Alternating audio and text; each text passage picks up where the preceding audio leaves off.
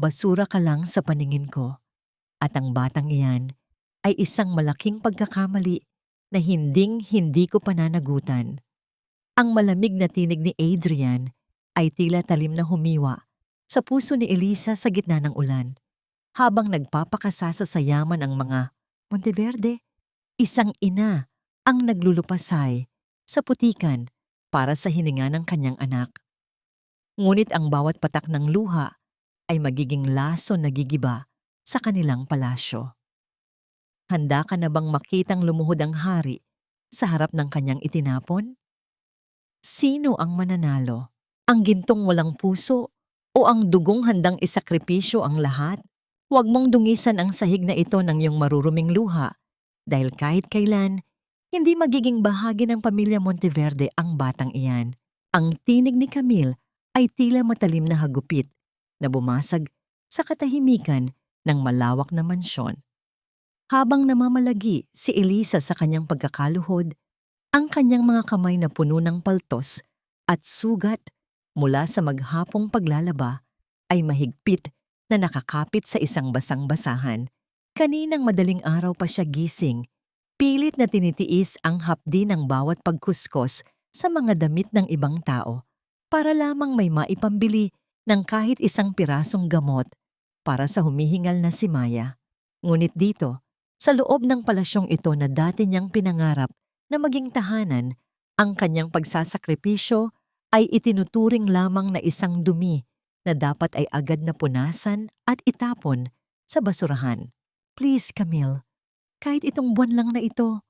Pagmamakaawa ni Elisa, ang kanyang boses ay nanginginig at halos hindi na lumabas sa kanyang nanunuyong lalamunan.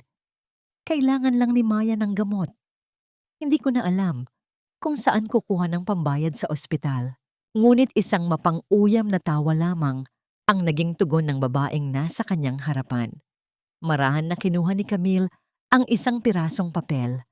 Ang bill mula sa ospital na bitbit ni Elisa at bago pa man ito mahawakan ng huli, ay pinunit-punit niya ito sa maliliit na piraso. Ang mga puting papel ay dahan-dahang nalaglag sa basang sahig, tila mga talulot ng bulaklak na nalanta bago pa man makasibol. Sa kabilang bahagi ng bulwagan, narinig ang tunog ng mga sapatos na bumabaon sa makintab na marmol. Lumabas si Adrian mula sa kanyang opisina. Suot ang isang mamahaling Amerikana na tila sapat na ang halaga para tustusan ang operasyon ng isang bata sa loob ng mahabang panahon. Hindi man lamang siya tumingin sa direksyon ng babaeng nasa sahig. Para sa kanya, ang taong iyon ay isang anino lamang ng nakaraang pilit na ibinaon sa limot, kapalit ng kapangyarihan at yaman. Ang bawat hakbang niya palayo ay tila isang mabigat na sipa sa dibdib ni Elisa na nagpapaalala sa kanya na ang lalaking dati niyang minahal ay wala na. At ang natitira na lamang ay isang estatwang gawa sa yelo at ginto. Adrian! Ang mahinang tawag ni Elisa. Ngunit bago pa man siya makatayo, ay mabilis na humarang ang mga gwardya. Don't let her near me. Ang tanging lumabas sa mga labi ni Adrian bago siya tuluyang lumabas ng pinto. Ang kanyang boses ay walang bakas ng pagkilala o kahit katiting na awa. Dama ni Elisa ang biglang panunuyo ng kanyang lalamunan. Ang hanging pilit niyang nilalanghap ay tila naging libu-libong karayom na tumutusok sa kanyang mga baga. Walang tinig na lumabas sa kanyang mga labi, ngunit ang bawat tibok ng kanyang puso ay isang pagsigaw ng matinding pagkadismaya at sakit. Ang kanyang paningin ay nagsimulang lumabo. Hindi dahil sa antok, kundi dahil sa bigat ng katotohanang ang taong inaasahan niyang magliligtas sa kanila ang siya mismong nagbaon sa kanila sa hukay ng kawalan ng pag-asa. Napatingin siya sa kanyang sariling mga palad na dati ay hinahawakan ni Adrian nang may buong pagmamahal sa ilalim ng punong mangga sa probinsya, ngunit ngayon ay nanginginig at namumula sa ilalim ng malamig na tubig ng timba. Isang malalim na kirot ang gumapang sa kanyang buong pagkatao, isang uri ng sakit na hindi kayang gamutin ng anumang mediko. Sa bawat segundong lumilipas, tila unti-unting nadudurog ang bawat pangarap na itinayo niya para sa kanilang anak. Bakit nga ba naging ganito ang tadhana? Bakit kailangang ang pinakamataas na uri ng pagmamahal ay tumbasan ng pinakamababang uri ng pagtrato? Sa gitna ng karangyaan ng mansyong ito, tanging ang katahimikan ng isang gumuhong mundo ang namayani sa puso ni Elisa. Habang papalayo ang sasakyan ni Adrian, naiwan siyang mag-isa sa malawak na bulwagan, tinititigan ang sariling refleksyon sa basang marmol. Isang refleksyon ng isang inang handang ibigay ang lahat, kahit pa ang huling piraso ng kanyang dangal, para lamang sa isang bukas na hindi na marahil darating. Ano nga ba ang halaga ng isang buhay sa mundong ito na ang tanging batayan ng halaga ay ang kislap ng brilyante at ang kapal ng pitaka? May puwang pa ba ang katarungan para sa mga taong ang tanging kayamanan ay ang kanilang pagmamahal? Mama, huwag na po kayong umiyak. Hindi naman po masakit ang turok eh. Parang kagat lang po ng langgam. Ang boses ni Maya ay tila isang marupok na sinulid na nagdurugtong sa naghihingalong pag-asa ni Elisa. Sa loob ng maliit na barong-barong sa tondo, kung saan ang bawat patak ng ulan, sa butas-butas na bubong ay lumilikha ng isang malungkot na himig, nakahiga ang bata sa isang manipis at kupas na banig.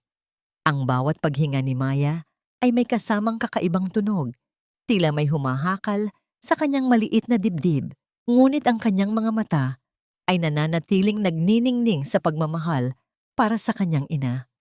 Hindi alam ng bata na ang bawat ngiti niya ay tila isang patalim na sumasaksak sa puso ni Elisa, dahil alam ng huli na ang ngatang ng ngiting iyon ay maaaring maglaho anumang oras kung hindi siya makakahanap ng himala. Galing sa marangyang mansyon ng mga Monteverde, dinala ni Elisa ang amoy ng mamahaling pabango ni Camille at ang lamig ng titig ni Adrian, ngunit sa loob ng kanilang munting tahanan, ang tanging nananaig ay ang amoy ng tuyo at ang usok mula sa kalan ng mga kapitbahay. Ang kaibahan ng dalawang mundo ay tila isang malalim na bangin na hinding-hindi niya matatatawid. Sa palasyo ni Adrian, ang pera ay ginagawang palamuti. Dito sa tondo, ang bawat sentimo ay katumbas ng isang minuto ng buhay ng kanyang anak. Inumin mo muna itong tubig, Elisa. Kanina ka pa tulala riyan, wika ni Aling Rosa, ang matandang kapitbahay na laging nakasubaybay sa kanila. Inabot nito ang isang basong plastik na may lamat.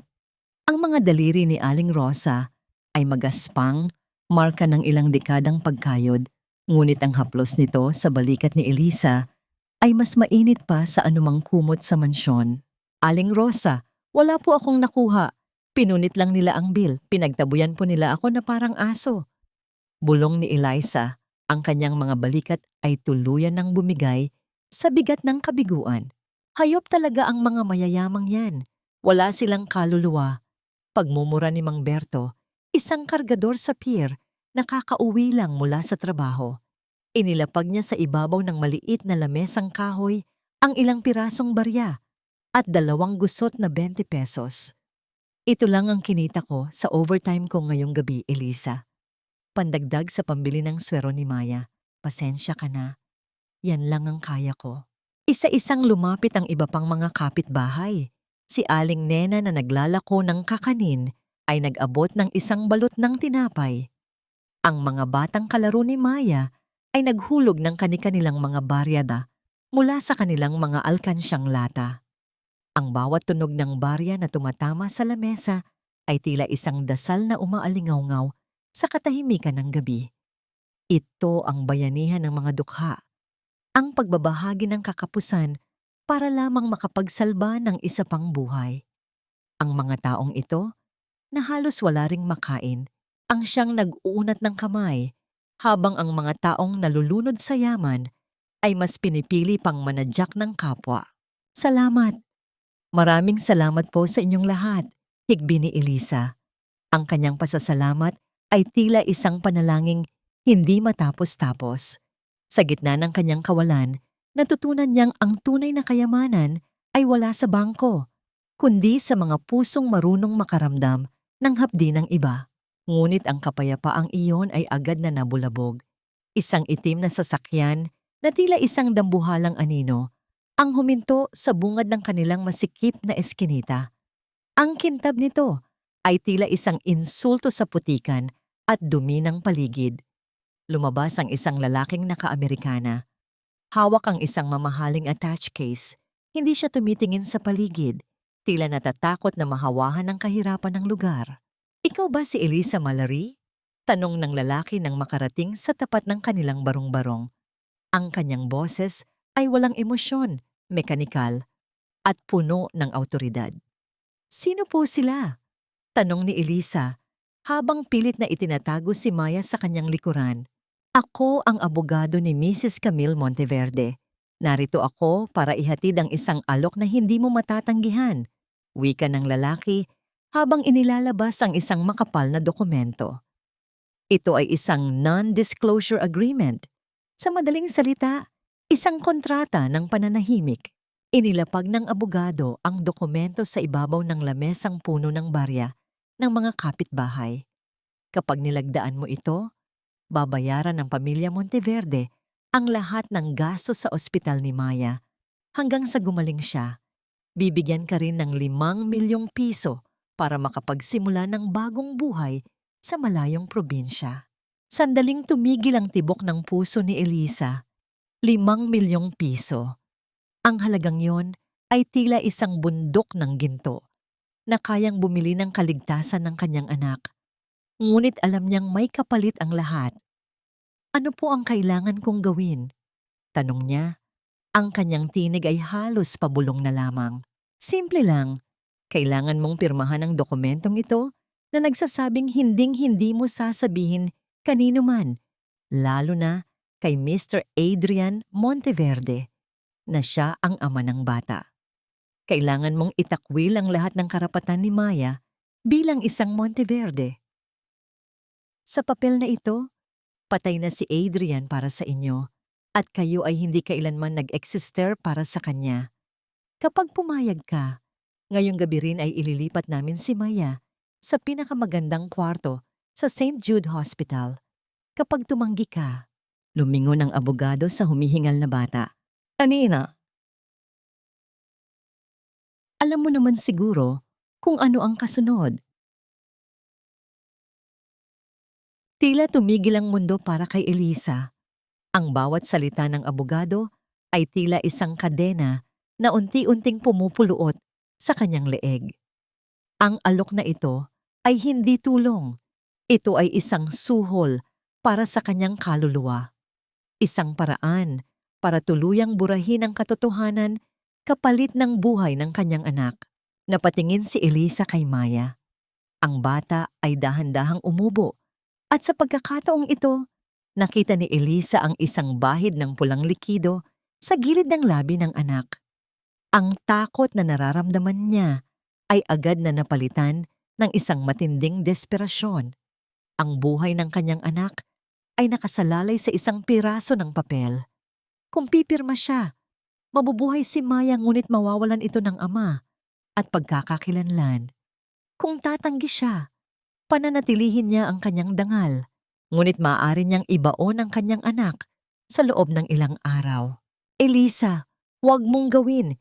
Binibili nila ang pagkatao mo," bulong ni Aling Rosa. Ngunit ang boses nito ay natabunan ng tunog ng mabilis na paghinga ni Maya na tila isang sirang plaka. Kinuha ni Elisa ang panulat. Ang kanyang kamay ay nanginginig ng husto. Tila ang bigat ng buong mundo ay nakapatong sa dulo ng bolpen na iyon. Ang bawat letra ng kanyang pangalan ay tila isang patak ng dugo na nawawala sa kanyang pagkatao. Sa bawat kurit ng tinta sa papel, tila unti-unting naglalaho ang alaala ng masayang nakaraan nila ni Adrian, pinalitan ng isang malamig at madilim na kasunduan. "Tapos na po," wika ni Elisa. Ang kanyang mga mata ay blanko at wala ng buhay. Kinuha ng abogado ang dokumento nang may isang mapanuyang ngiti. "Matalino kang babae, Elisa. Maaga bukas, may susundo sa inyong ambulansya. Siguraduhin mo lang na tutupad ka sa usapan dahil kapag nalaman ni Mrs. Camille na bumuka ang bibig mo, Hindi lang ang pera ang kukunin namin sa inyo, kundi pati na ang huling hininga ng batang iyan. Umalis ang itim na sasakyan, iniwan ang somngeo sa isang nakabibinging katahimikan. Nanatiling nakatayo si Eliza sa gitna ng ulan na ngayon ay mas lumakas pa, tila nakikiramay sa kanyang pighati. Hawak niya ang dulo ng banig ni Maya, pilit na kumakapit sa tanging natitirang dahilan ng kanyang paghinga. Ngunit sa kabila ng kasunduan, may isang bagay na hindi alam ni Eliza. Habang papalayo ang abogado, isang maliit na recorder sa loob ng attache case nito ang dahan-dahang umiikot. Itinatala ang bawat hikbi at bawat salitang binitiwan niya sa loob ng bahay, isang ebidensyang gagamitin ni Camille para tuluyang sirain ang kanyang kredibilidad sakaling magbago ang kanyang isip. At sa dilim ng gabi, sa likod ng mga basura at barong-barong, isang misteryosong figura ang kanina pa nanonood, hawak ang isang luma at kupas na litrato ni Adrian Monteverde noong kabataan nito. Sino ang taong ito at ano ang kinalaman niya sa nakaraang pilit na ibinabaon ni Camille sa limot? Huwag mong kalilimutan, Eliza. Ang bawat sentimong ibinabayad sa ospital ng anak mo ay may katumbas na pawis at kahihiyan. Ang ganda mo palang tingnan sa uniformeng iyan. Bagay na bagay sa iyo ang maging alipin. Ang tinig ni Camille ay tila malapot na lason na dahan-dahang gumagapang sa loob ng malawak na silid kainan. Habang suot ang itim na uniforme ng isang katulong, nakatayo si Eliza sa sulok. Ang kanyang mga mata ay nakatitig lamang sa dulo ng kanyang sapatos. Ang amoy ng mamahaling wax sa sahig at ang samyo ng sariwang bulaklak sa florera ay tila sumasakal sa kanya. Ilang oras pa lamang ang nakalilipas mula nang iwan niya si Maya sa ospital, ngunit ang lamig ng aircon sa mansyong ito ay tila mas matindi pa sa ginaw na naramdaman niya sa ilalim ng ulan sa tondo. Nagsimula na ang hapunan. Ang tunog ng mga kubyertos na tumatama sa mamahaling porselana ay tila mga saksak sa pandinig ni Eliza sa gitna ng nakabibinging katahimikan. Sa harap ng mahabang lamesang gawa sa mahogany, nakaupo si Adrian sa kabisera. Ang kanyang mukha ay tila isang pader na walang anumang emosyon. Sa kabilang dulo ay si Camille, na bawat galaw ay puno ng pagyayabang at pang-uuyam. Adrian, darling, hindi ba't mas masarap ang pagkain ngayon? Siniguro ko na ang bagong katulong natin ang maghahanda ng lahat. Gusto ko kasing maramdaman niya kung paano magsilbi sa mga taong nagmamay-ari ng buhay niya. Wika ni Camille habang nakatingin ng diretso kay Eliza. Isang mapanirang ngiti ang nakapinta sa kanyang mga labi. Hindi sumagot si Adrian. Patuloy lamang siya sa pagkain, tila walang naririnig. Tila ang babaeng nakatayo sa sulok ay isa lamang kasangkapan na walang pakiramdam. Ang bawat subo ni Adrian ay tila paglunok ng sariling dangal para kay Eliza. Ito ang lalaking hiningan niya ng tulong, ang lalaking ama ng kanyang anak. Ngunit ngayon ay hindi man lamang siya magawang tingnan nito. Eliza, lumapit ka rito. Salinan mo ng alak ang baso ng asawa ko. Utos ni Camille. Dahan-dahang humakbang si Eliza. Ang bawat hakbang niya ay tila paglakad sa ibabaw ng nagbabagang uling. Kinuha niya ang bote ng mamahaling wine, ang kanyang mga daliri ay nanginginig ng husto. Habang papalapit siya kay Adrian, lalong bumigat ang hangin sa paligid. Ang bawat hibla ng kanyang pagkatao ay gustong sumigaw, gustong itapon ang bote at tumakbo pabalik kay Maya. Ngunit ang mukha ng kanyang anak na nahihirapan sa paghinga, ang tila pumipigil sa kanyang mga paa. Nang itatapat na niya ang bote sa baso ni Adrian, hindi sinasadyang nagtama ang kanilang mga sulyap sa refleksyon ng kristal. Ang mga mata ni Adrian ay tila dalawang madilim na balon ng puot at pagkalito. Dahil sa kaba, bahagyang gumalaw ang kamay ni Eliza. Ang pulang likido ay tumalsik sa puting manggas ng polo ni Adrian at humalsik din sa ibabaw ng lamesa, malapit sa suot na mamahaling gown ni Camille. Ano ba? Napakatanga mo! Ang sigaw ni Camille ay sinundan ng isang mabilis na pagtayo. Bago pa man makahingi ng paumanhin si Eliza, isang malakas na sampal ang dumapo sa kanyang pisngi. Ang tunog ng palad na tumama sa balat ay umalingaw-ngaw sa buong silid. Kasunod ang pagkatumba ng isang baso na lumikha ng matinis na ingay sa sahig. Namanhid ang buong mukha ni Eliza. Dama niya ang init na gumagapang sa kanyang pisngi, ngunit hindi siya gumalaw. Hindi siya lumaban. Sa halip, dahan-dahan siyang lumuhod sa sahig, ginagamit ang kanyang sariling mga palad para punasan ang natapong alak. Kahit pa ang mga bubog ng nabasag na kristal ay nagsisimula ng humiwa sa kanyang balat. "I'm sorry, ma'am. I'm sorry." Pabulong niyang wika. Ang kanyang tinig ay basag at puno ng pait. "Ang mahal ng polo na yan, Eliza. Higit pa sa sahod mo sa loob ng 1 taon, ang halaga niyan. Wala ka nangang silbi, perwisyo ka pa." Patuloy na pag-alipusta ni Camille. Lumingon si Camille kay Adrian, naghahanap ng kakampi. "Adrian, tignan mo ang ginawa ng babaeng ito. Dapat lang napalayasin na natin siya rito." Ngunit sa pagkakataong ito, tumayo si Adrian. Hindi niya tiningnan ang kanyang asawa. Ang kanyang tingin ay nakatuon lamang sa babaeng nasa sahig. Nakasalukuyang nagpupunas ng alak gamit ang laylayan ng kanyang uniforme. Ang dugo mula sa sugat sa daliri ni Eliza ay humalo sa pulang alak na lumikha ng isang nakapangingilabot na kulay sa puting marmol. "Tumayo ka," utos ni Adrian. Ang kanyang boses ay malalim, malamig, ngunit may kakaibang bagsak na tila nagpapatigil sa tibok ng puso ni Eliza. Hindi kumilos si Eliza, nanatili siyang nakayuko. "Sabi ko, tumayo ka," pasigaw na utos ni Adrian. Dahan-dahang tumayo si Eliza, ang kanyang buong katawan ay nanginginig. Ang kanyang pisngi ay namumula pa rin mula sa sampal at ang kanyang mga daliri ay may bakas ng dugo. "Humarap ka sa akin," wika ni Adrian habang papalapit sa kanya. Nang magtapat ang kanilang mga mukha, ramdam ni Eliza ang init ng hininga ni Adrian. Ang bawat segundo ay tila 1 taon ng paghihirap. Sa loob ng mansyong ito, sa ilalim ng mga nagagandahang ilaw, tanging ang sakit at ang lihim ng nakaraan ang tunay na buhay. "Tignan mo ako sa mga mata, Eliza," bulong ni Adrian.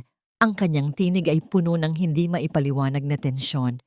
"Sabihin mo sa akin, gaano ka ba kadesperada para sa pera at kaya mong tiisin ang lahat ng ito? Ito ba ang kapalit ng pag-alis mo 8 taon na ang nakalilipas? Ang maging isang basahan sa sarili kong bahay?" Gusto sanang sumagot ni Eliza. Gusto niyang isampal kay Adrian ang katotohanan na ang perang ito ay hindi para sa kanya, kundi para sa dugong nagmumula rin sa mga ugat ni Adrian. Ngunit bago pa siya makapagsalita, biglang hinablot ni Adrian ang kanyang baba. Pinipilit siyang tumingin ng diretso. Sa puntong yon, nakita ni Eliza ang isang bagay sa mga mata ni Adrian na hindi niya inaasahan. Hindi lamang puot, kundi isang malalim na sugat na tila hindi kailanman naghilom. Ngunit bago pa man magkaroon ng pagkakataong magliwanag ang lahat, isang malakas na tawag mula sa telepono ni Camille Biol ang bumasag sa sandaling iyon. "Ano? Anong nangyari sa ospital?" Ang boses ni Camille ay biglang napuno ng pekeng sindak. Lumingon siya kay Adrian. "Adrian, ang bata, ang anak ng babaeng ito, nawawala raw sa kanyang kwarto." Nanlaki ang mga mata ni Eliza. Ang takot na naramdaman niya kanina ay naging isang dambuhalang alon na tila lulunod sa kanya. Paanong mawawala si Maya sa loob ng isang pribadong ospital na kontrolado ng mga Monteverde? "Maya," ang tanging lumabas sa mga labi ni Eliza bago siya tuluyang mawalan ng lakas at mapaluhod muli sa sahig. Sa gitna ng kaguluhan, isang misteryosong ngiti ang dumaan sa mga labi ni Camille bago ito agad na napalitan ng pag-aalala. Alam ni Camille na ito na ang huling baraha para tuluyang sirain ang katinuan ni Eliza. Ngunit sa kabilang banda, si Adrian ay nananatiling nakatitig sa dugong naiwan sa sahig. At sa unang pagkakataon, ang katanungang matagal na niyang ibinaon ay nagsimulang muling mag-alab.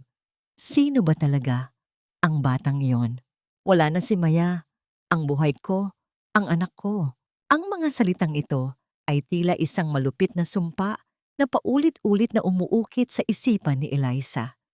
Sa isang sandali, ang mundong kinatatayuan niya, ang marangyang silid kainan na puno ng amoy ng mamahaling alak at pagkain, ay tila naglaho. Ang malamig na sahig na kanyang niluhuran ay naging tila isang kumunoy na unti-unting lumalamon sa kanyang buong pagkatao. Hindi na niya maramdaman ang hapdi ng sampal ni Camille o ang sakit ng mga bubog na bumaon sa kanyang palad. Ang tanging nararamdaman niya ay ang isang dambuhalang butas sa kanyang dibdib, isang kawalan na tila sumisipsip sa bawat hiningang pilit niyang hinahablot. Anong ibig mong sabihing wala siya sa kwarto niya?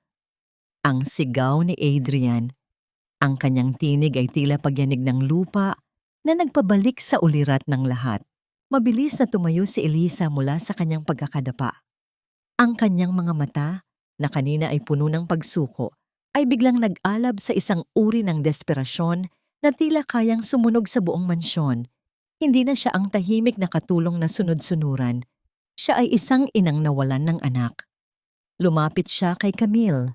Ang kanyang mga daliring may dugo ay mahigpit na humawak sa balikat ng marangyang gown nito. Nasaan si Maya? Camille, nasaan ang anak ko? Nangako ka. Nangako kayong ligtas siya sa ospital na yon. Ang boses ni Eliza ay basag. Isang matinis na tunog ng paghihirap na tila humihiwa sa katahimikan ng gabi. Bitawan mo ako. Basurang babae ka.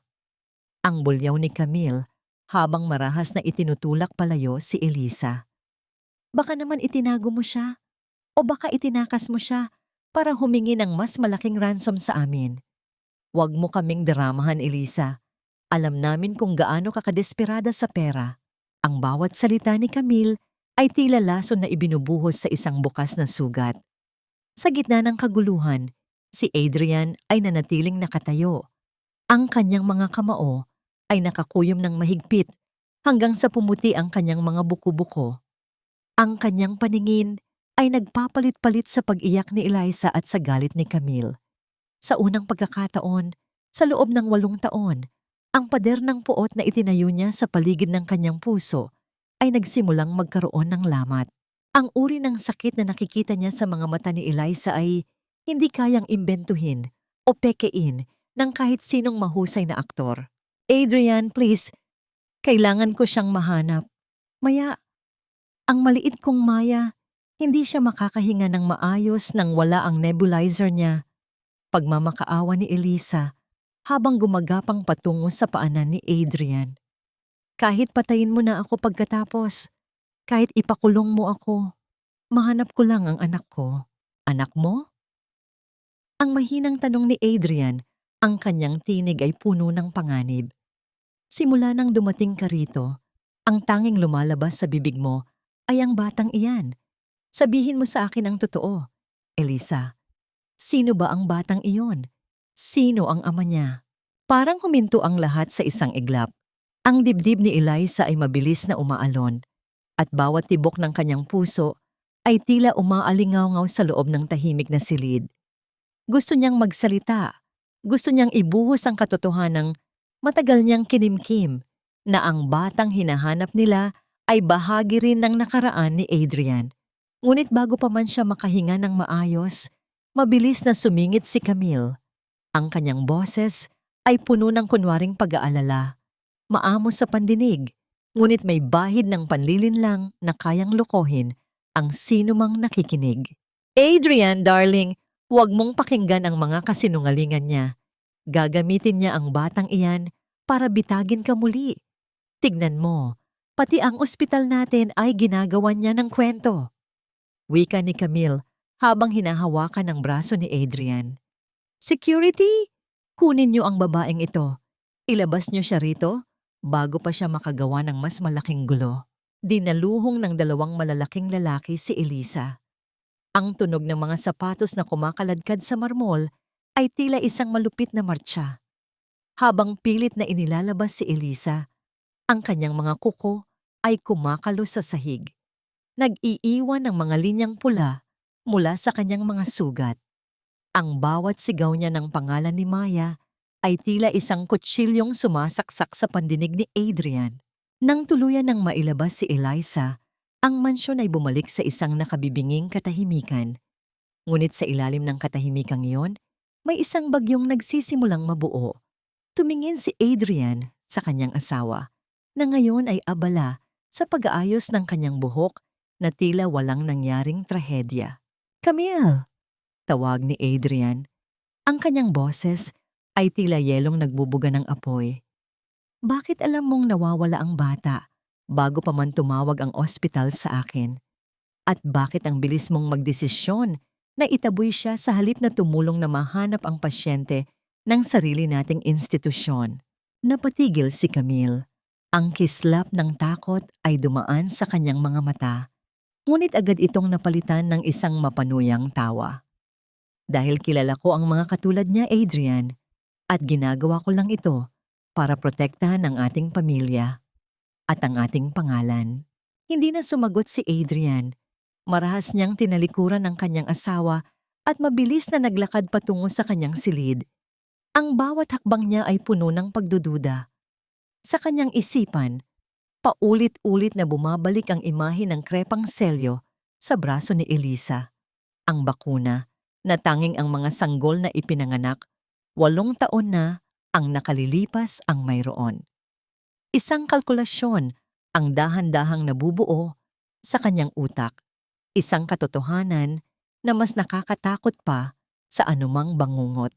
Samantala, sa labas ng malawak na tarangkahan ng mga Monteverde, dapat sa putikan si Elisa. Ang ulan ay nagsimula na namang pumatak, tila nakikiramay sa kanyang pagluha.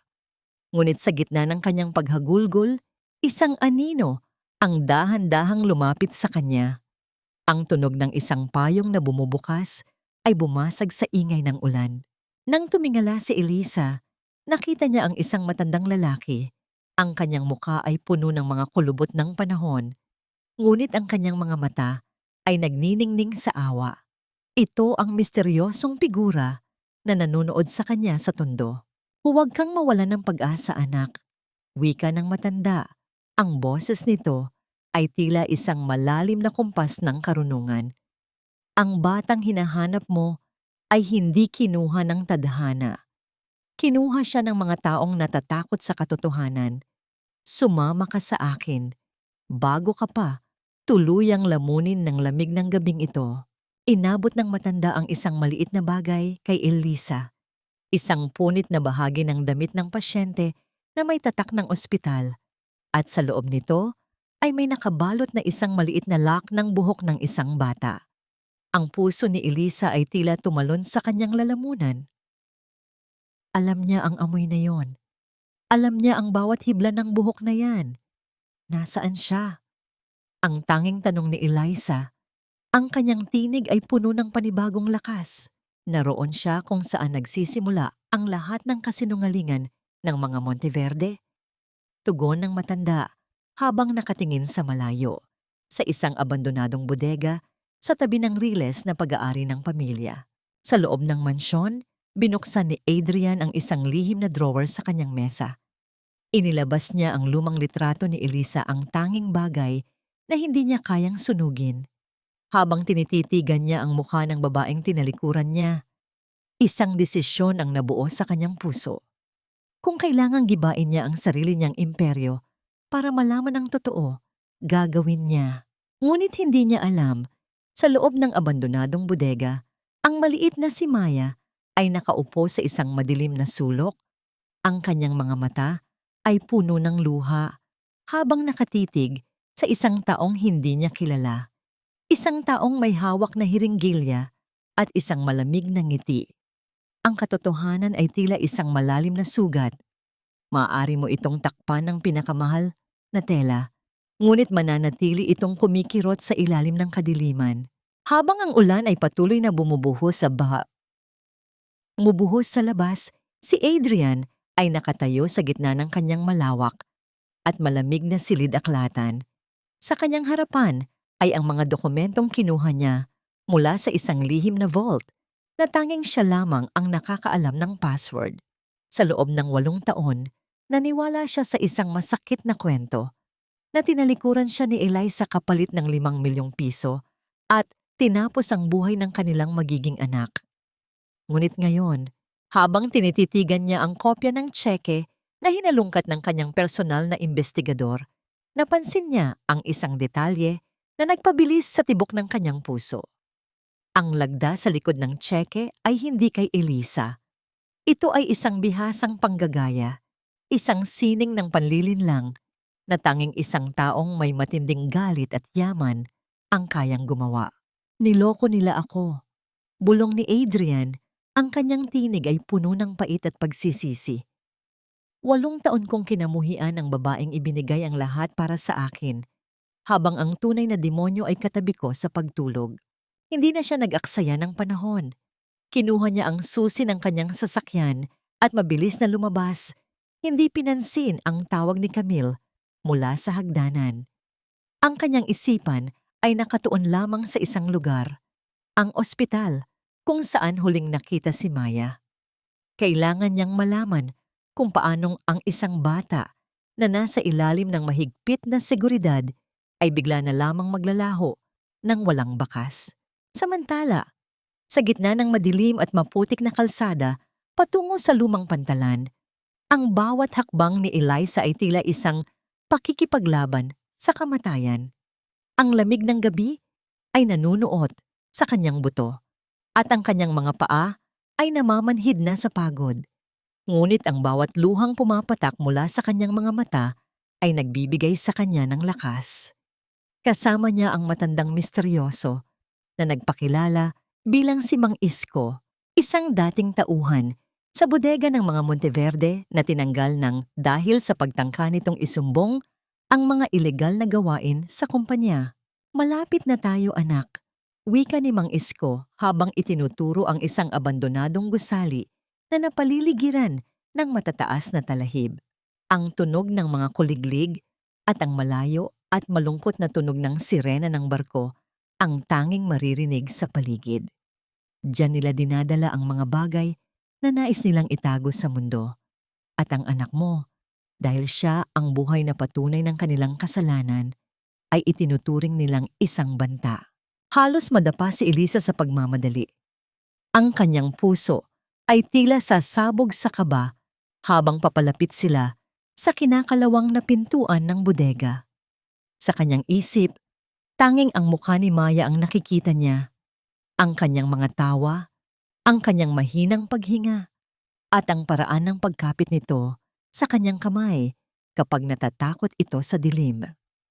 Maya, Maya, anak.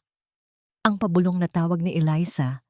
Natatakot na baka may makarinig sa kanya, ngunit mas natatakot na baka hindi siya marinig ng kanyang anak. Sa kabilang bahagi ng lungsod, nakarating si Adrian sa ospital. Marahas niyang itinulak ang pinto ng security room at hinarap ang pinuno ng mga gwardiya. Ipakita mo sa akin ang footage ng 7 ng gabi hanggang 9. Ngayon din. Sir, may problema po ang system namin kanina. Hindi na pinatapos ni Adrian ang paliwanag nito. Kinuha niya ang keyboard at siya mismo ang nag-access sa server. Bilang isang CEO na bihasa sa teknolohiya, alam niya ang mga butas sa system. Pagkalipas ng ilang minuto, nabawi niya ang mga deleted files.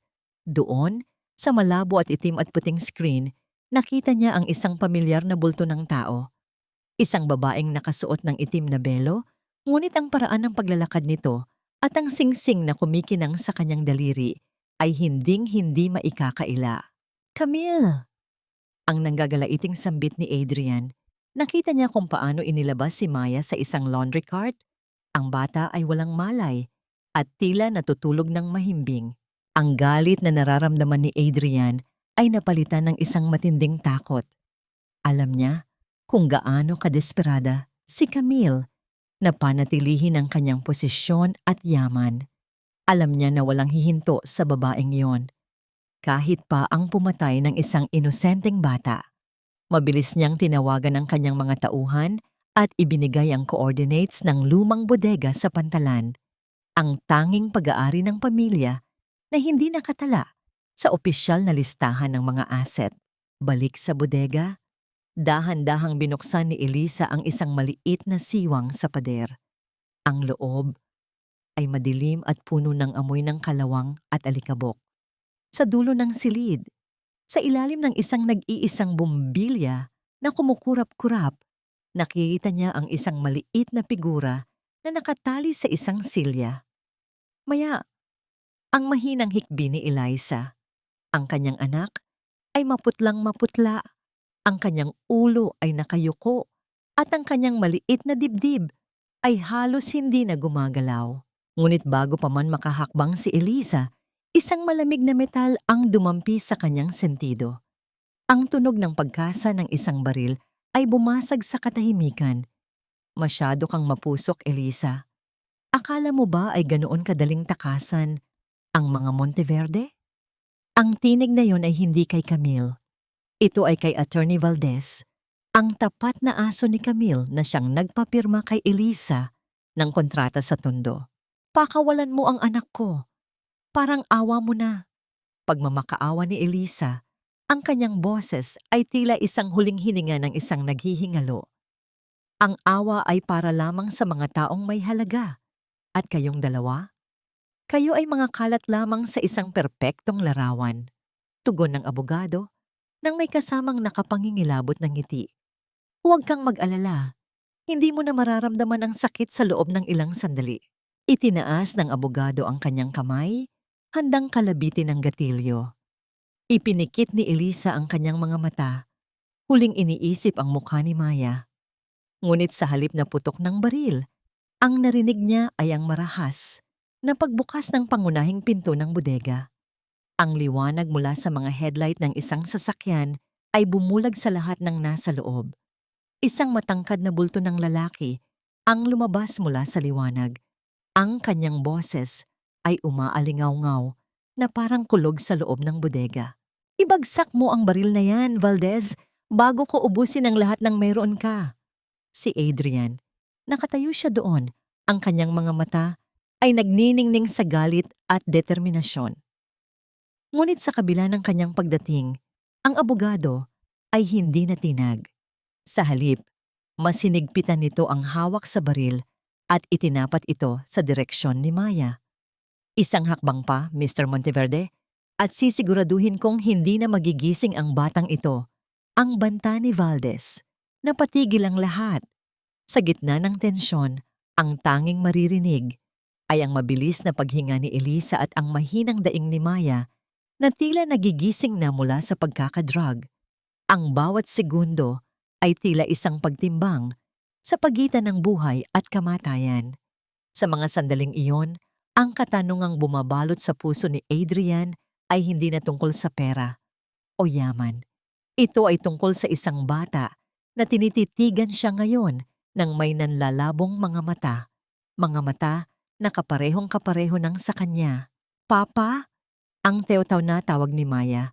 Ang salitang yon ay tila isang kidlat na tumama sa puso ni Adrian. Winawasak ang huling pader ng kanyang pag-aalinlangan. Ngunit habang balak niyang sumugod, isang anino mula sa likuran ni Adrian ang dahan-dahang gumagalaw. Hawak ang isang matalim na bagay. Papa, ang salitang iyon ay tila isang banal na himig na bumasag sa matigas na balat ng puso ni Adrian. Na tila isang martilyo na nagpabagsak sa pader ng yelo na itinayo niya sa loob ng 8 taon. Ang boses ni Maya ay mahina, halos isang pabulong na hangin, ngunit para kay Adrian, ito ay mas malakas pa sa anumang kulog. Sa sandaling iyon, ang lahat ng yaman, ang lahat ng korporasyong hawak niya, at ang lahat ng garbo ng pangalang Monteverde ay nawalan ng saysay. Ang tanging mahalaga ay ang maliit na batang nakatali sa silya na may mga matang nagsusumamo ng kaligtasan. Ngunit bago pa man makahakbang si Adrian patungo sa kanyang anak, ang aninong nasa likuran niya ay gumalaw ng mabilis. Ang tunog ng pagtama ng isang matigas na kahoy sa balikat ni Adrian ay lumikha ng isang mabigat na ingay na naging sanhi ng kanyang paglangtiyang at pagbagsak sa isang tuhod. Ang sakit ay gumapang sa kanyang buong katawan, ngunit ang galit na nag-uumapaw sa kanyang dibdib ay mas matindi pa. Adrian! Ang sigaw ni Elisa, na pilit na kumakawala sa pagkakahawak ni Mang Isko para sana lumapit sa lalaking dati niyang minahal. Isang lalaking nakauniforme ng gwardiya ng kumpanya ang lumabas mula sa dilim, hawak ang isang batuta. Kasunod nito ay ang tunog ng takong ng sapatos na tumatama sa semento. Isang tunog na pamilyar kay Adrian. Mula sa likuran ng mga lalaki, lumabas si Camille. Ang kanyang mukha ay hindi nabakas ng pag-aalala, kundi isang nangiti ng tagumpay na tila isang demonyong nagwagi. Darling, ang sabi ko sa'yo, huwag ka nang makialam sa mga bagay na hindi mo na dapat pang inuungkat. Wika ni Camille, habang marahang hinihimas ang kanyang buhok. Tignan mo ang sarili mo. Isang makapangyarihang CEO, nakaluhod sa gitna ng dumi at basura para sa isang batang hindi mo naman sigurado kung sayo talaga. Camille, tama na.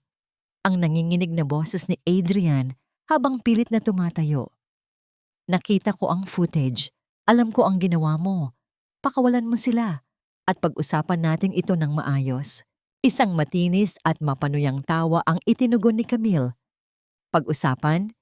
Adrian, tapos na tayo sa usapan. Ang babaeng ito. Itinuro niya si Eliza ng may matinding pagkasuklam ay isang cancer sa ating pamilya. 8 taon na ang nakalilipas, binayaran ko siya para umalis. Pero tignan mo, bumalik siya para perwisyohin tayo muli. At ang batang iyan, isang kasangkapan lang siya para makuha ang pera mo. Hindi totoo yan. Ang sigaw ni Elisa, ang kanyang mga mata ay nagniningning sa katotohanan. Hinding-hindi ko ipagpapalit ang anak ko sa anumang halaga.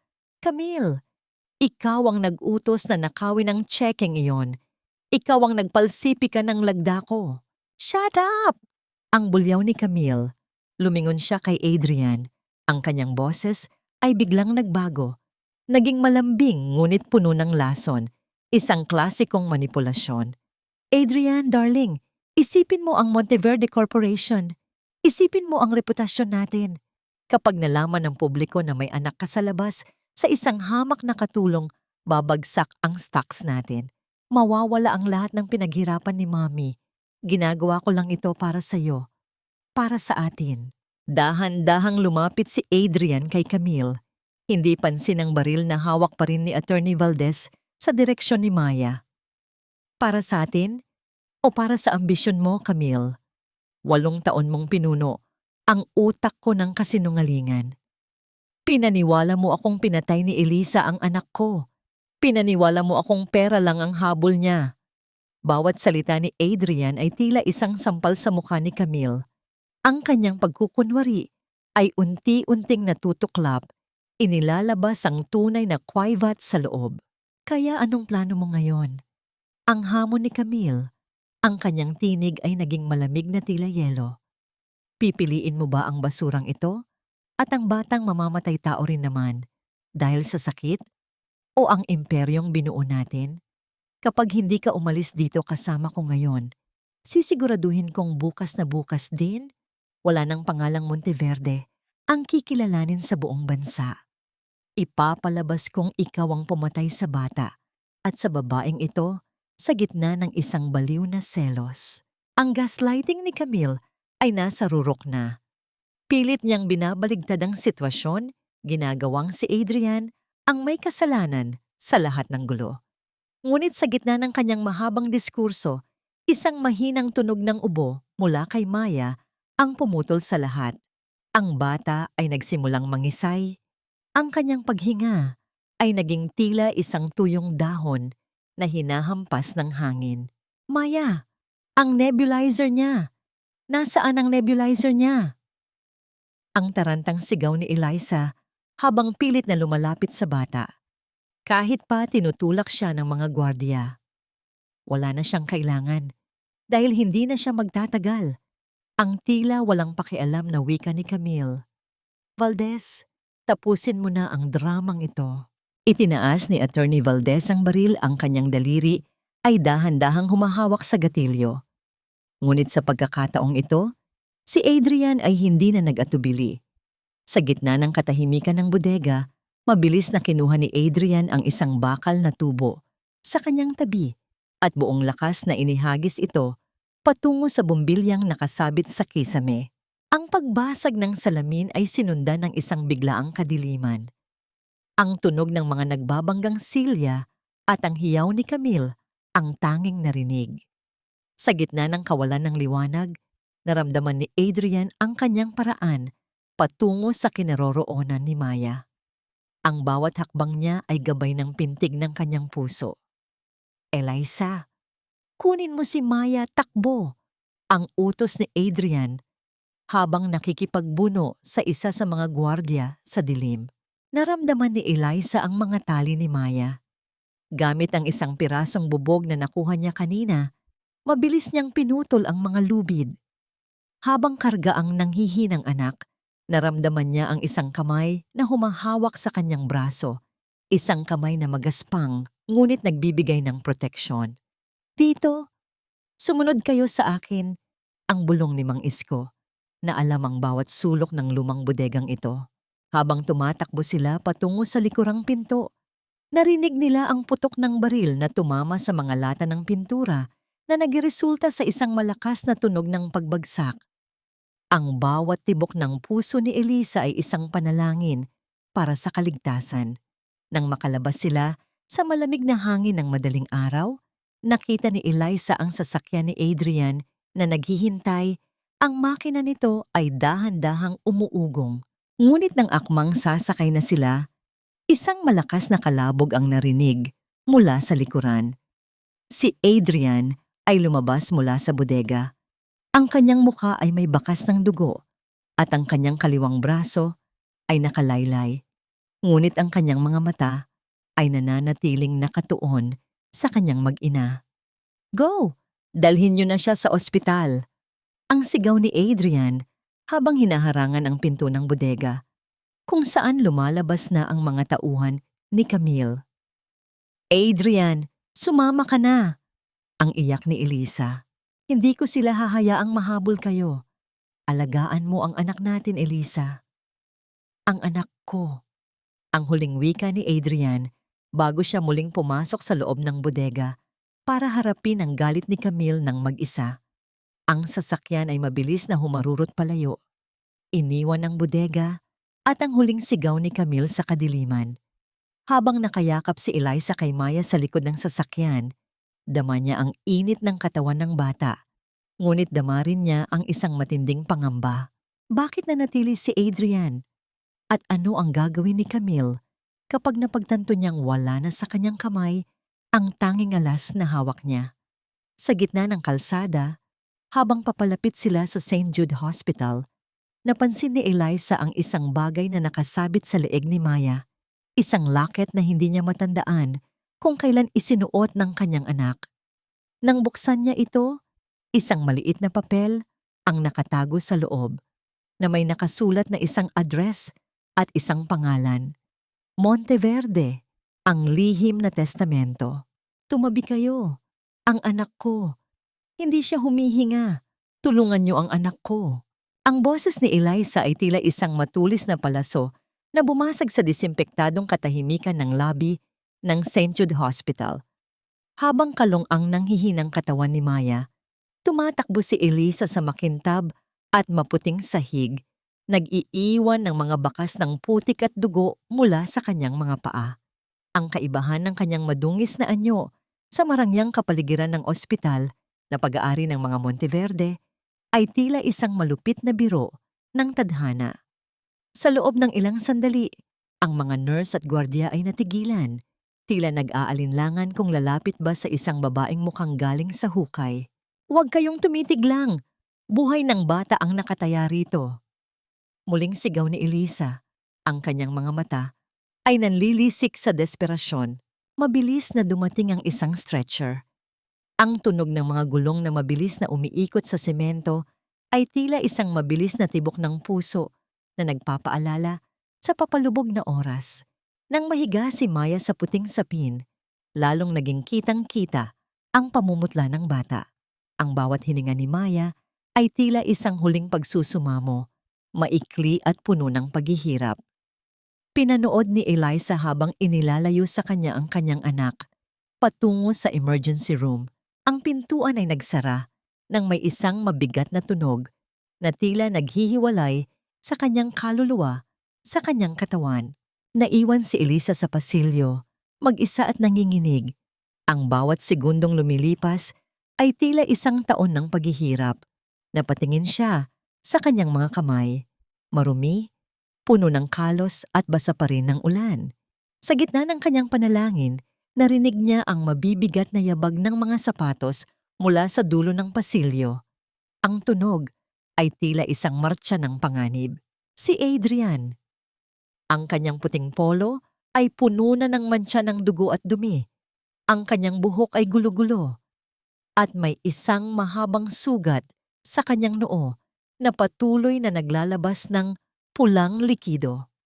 Ngunit sa kabila ng kanyang anyo, ang kanyang mga mata ay nagniningning sa isang uri ng determinasyon na hindi pa kailanman nakita ni Eliza. Ang bawat hakbang ni Adrian ay may kasamang bigat ng pagsisisi at pag-asa. Eliza, ang tawag ni Adrian, ang kanyang boses ay paos at puno ng pagod. Hindi nakasagot si Eliza. Sa halip, mabilis siyang lumapit at isinandal ang kanyang noo sa dibdib ni Adrian. Hindi ito dahil sa pagmamahal, kundi dahil sa matinding pangangailangan ng isang sandigan sa gitna ng bagyo. Naramdaman ni Eliza ang mabilis na tibok ng puso ni Adrian.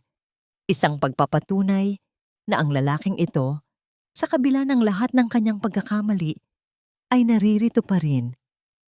Nakaligtas ka, bulong ni Eliza. Hindi ako mamamatay nang hindi naririnig ang katotohanan mula sa iyo. Tugon ni Adrian habang marahang hinahaplos ang likod ni Eliza. Ang bawat haplos ay tila isang paghingi ng tawad sa 8 taon ng pagkabulag. Ngunit ang sandaling iyon ay agad na naputol nang bumukas ang pinto ng ER. Lumabas ang isang doktor, ang mukha ay balot ng matinding pag-aalala. Kayo ba ang pamilya ni Maya Mallory? Tanong ng doktor. Ako ang ina niya. Doc, kumusta ang anak ko? Mabilis na tanong ni Eliza. Kritikal ang kondisyon ng bata. Ang kanyang bone marrow ay tuluyan ng bumigay at ang kanyang hemoglobin levels ay nasa mapanganib na antas. Kailangan niya ng agarang dugo at tiktik ng tuli para sa operasyon, paliwanag ng doktor. Ngunit may malaking problema. Ang blood type ni Maya ay isang bihirang variant ng AB negative na may particular na antibodies. Wala kaming stock sa blood bank at ang pinakamalapit na donor ay nasa kabilang probinsya pa. Hindi na aabot ang bata ng 2 oras kung hindi tayo makakahanap ng tugma ngayon din. Tila tumigil ang pag-ikot ng mundo para kay Eliza. Doc, kunin niyo ang dugo ko. Kunin niyo lahat. Sinuri na namin ang record mo noong dinala mo siya rito dati, Miss Mallory. Hindi kayo tugma. Ang kailangan natin ay ang biological father ng bata. Ang kanyang DNA profile ay may 70% na tsansa na magkaroon ng kaukulang antibodies na kailangan ni Maya. Mabilis na lumingon si Eliza kay Adrian. Ang bawat segundo ng katahimikan ay tila isang matalim na kutsilyo. Sa loob ng 8 taon, itinago niya ang lihim na ito para protektahan si Maya mula sa kalupitan ng mga Monteverde. Ngunit ngayon, ang tanging paraan para mabuhay ang kanyang anak ay ang aminin ang katotohanan sa harap ng lalaking itinuturing niyang kaaway at kasintahan. Adrian! Ang tawag ni Eliza, ang kanyang mga mata ay puno ng luha. Si Maya. Siya ang bunga ng gabing iyon bago mo ako iniwan. Hindi ko siya ipinalaglag. Ipinaglaban ko siya. Dahil siya lang ang tanging natitirang bahagi mo sa akin. Napatigil si Adrian. Ang bawat hibla ng kanyang pagkatao ay tila na kuryente. Ang katotohanan ay tila isang dambuhalang alon na humampas sa kanyang dibdib, winawasak ang huling bakod ng kanyang pagdududa. Ang batang nakita niyang nahihirapan, ang batang tinanggihan niya, ay ang sarili niyang dugo. Doc, kunin niyo ang dugo ko. Ngayon din, ang mariing wika ni Adrian. Ang kanyang boses ay hindi na nanginginig. Ako ang ama. Ako ang kailangan niya. Mabilis na dinala si Adrian sa laboratorio. Habang nakahiga siya sa kama at nararamdaman ang karayom na bumabaon sa kanyang balat, tinititigan niya ang plastik na supot na unti-unting napupuno ng pulang likido. Ito ang dugo ng mga Monteverde. Ang dugong dati ay itinuturing niyang simbolo ng kapangyarihan at yaman. Ngunit ngayon ay simbolo na lamang ng pagsasakripisyo para sa isang inosenteng buhay. Sa kabilang silid, si Eliza ay nakadikit ang mukha sa salamin ng ICU. Nakikita niya si Maya na napalilibutan ng mga makina at tubo. Ang bawat tunog ng monitor ay tila isang paalala ng marupok na hangganan ng buhay. Pagkalipas ng ilang minuto, lumabas ang isang nurse, dala ang supot ng dugo ni Adrian. Tugma po. Ang antibodies ay perpekto para sa kailangan ni Maya. Isang buntong hininga ng ginhawa ang kumawala sa mga labi ni Eliza. Ngunit hindi pa tapos ang laban. Habang nagsisimulang isalin ang dugo ni Adrian sa katawan ni Maya, isang bulto ng tao ang lumitaw sa dulo ng pasilyo. Si Camille. Hindi na siya ang elegante at kalmadong babae na nakita ni Eliza sa mansyon. Ang kanyang mukha ay puno ng galit at ang kanyang mga mata ay tila sa isang baliw na nawalan ng huling alas. Kasunod niya ang ilang mga abogado at mga pulis. Itigil ang operasyon na yan! Ang sigaw ni Camille. Ang kanyang tinig ay umaalingaw-ngaw sa buong floor. Ang ospital na ito ay nasa ilalim ng aking kontrol. Walang sino man ang may karapatang gumamit ng mga pasilidad na ito nang walang pahintulot ko. Lumingon si Eliza. Ang kanyang takot ay napalitan ng isang nag-aapoy na puot. Lumapit siya kay Camille. Ang bawat hakbang ay puno ng kapangyarihan ng isang inang handang pumatay para sa kanyang anak. Subukan mong lumapit sa pinto ng ICU, Camille, at sisiguraduhin kong hindi ka na makakalabas ng ospital na ito nang humihinga. Ang banta ni Eliza, ang kanyang boses ay mababa ngunit puno ng panganib. Wala kang karapatan. Ang batang yan ay isang illegal na pasyente. Ang sigaw muli ni Camille. Ngunit sa pagkakataong iyon, lumabas si Adrian mula sa laboratorio. Hawak ang kanyang braso na may benda pa. Tumayo siya sa gitna ni Eliza at Camille, tila isang matibay na pader na bakal. Tapos na ang paghahari mo, Camille. Wika ni Adrian. Ang kanyang boses ay tila isang hatol ng kamatayan. Kakausap ko lang sa board of directors dahil sa mga ebidensyang hawak ko tungkol sa pagkidnap mo kay Maya, sinuspindi na ang lahat ng voting rights mo. At simula sa segundong ito, hindi ka na bahagi ng buhay ko o ng pamilyang ito. Ang mukha ni Camille ay namutla. Tila ang lahat ng kanyang kapangyarihan ay naglaho sa isang iglap. Ngunit sa likod ng kanyang takot, isang mapanganib na kislap ang nananatili sa kanyang mga mata. Akala niyo ba ay ganoon lang kadali iyon? Bulong ni Camille habang dahan-dahang umaatras. Kung hindi mapapasa akin ang lahat, walang makikinabang sa inyo. Habang papalayo si Camille, isang malakas na tunog ng alarm ang biglang umaling-aungaw sa buong ospital. Ang mga ilaw ay nagsimulang kumurap-kurap at ang amoy ng usok ay nagsimulang pumasok sa pasilyo. Ang generator! Sinira nila ang backup power sa ICU! Sigaw ng isang nurse. Sa loob ng ICU, ang mga makina na nagbibigay ng hininga kay Maya ay biglang tumigil. Ang katahimikan ay tila isang sumpa na bumalot sa silid. Ang biglaang paglaho ng kuryente ay tila isang dambuhalang kamay na bumasag sa huling pag-asa sa loob ng ICU. Sa isang iglap, ang ritmikong tunog ng ventilator, ang tunog na nagsisilbing pintig ng buhay ni Maya, ay napalitan ng isang nakabibinging katahimikan. Ang mga pulang ilaw ng mga monitor ay dahan-dahang namatay at ang tanging natira ay ang amoy ng sunog na kuryente at ang mabilis na paghinga ni Elisa na punong-puno ng sindak. "Maya! Ang makina! Hindi na gumagalaw ang makina!"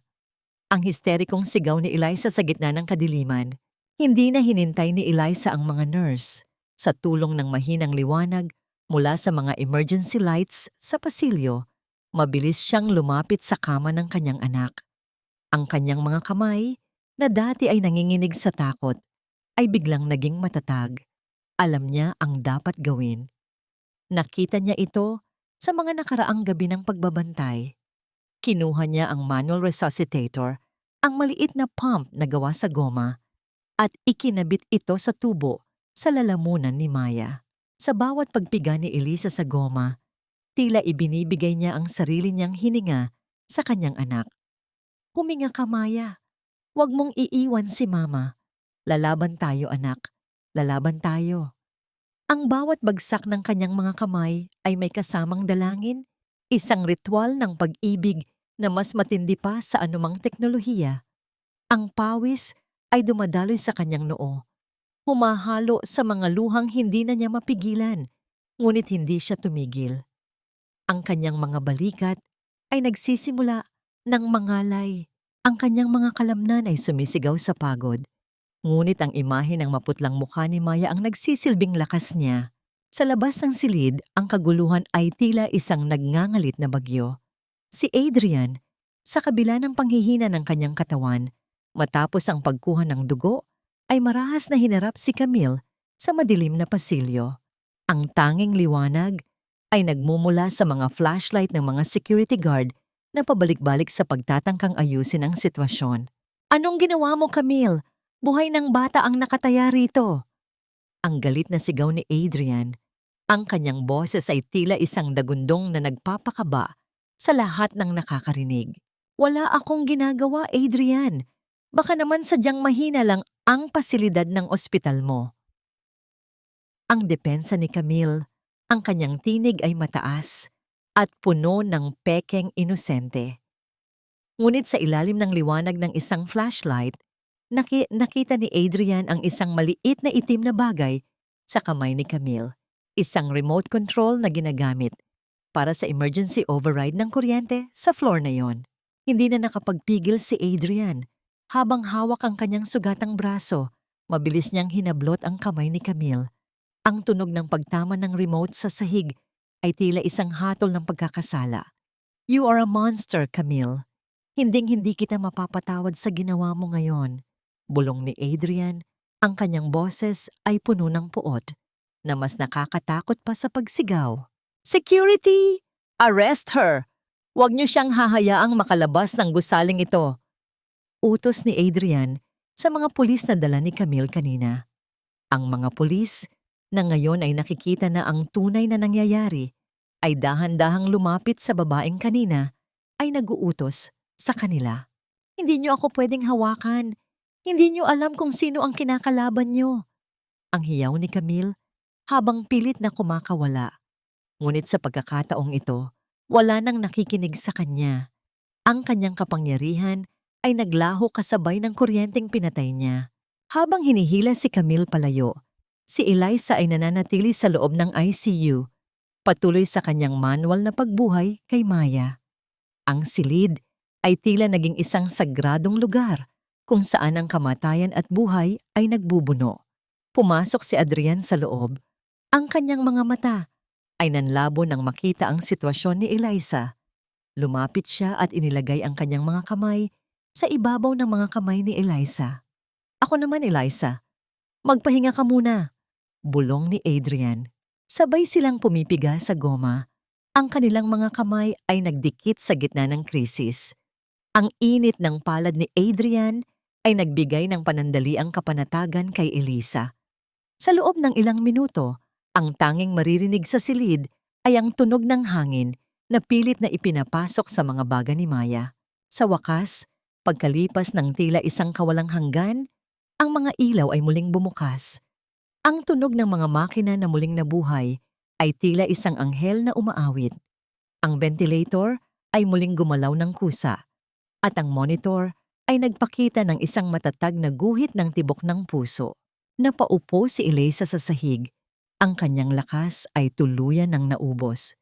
Si Adrian ay mabilis na lumapit sa kanya at niyakap siya ng mahigpit.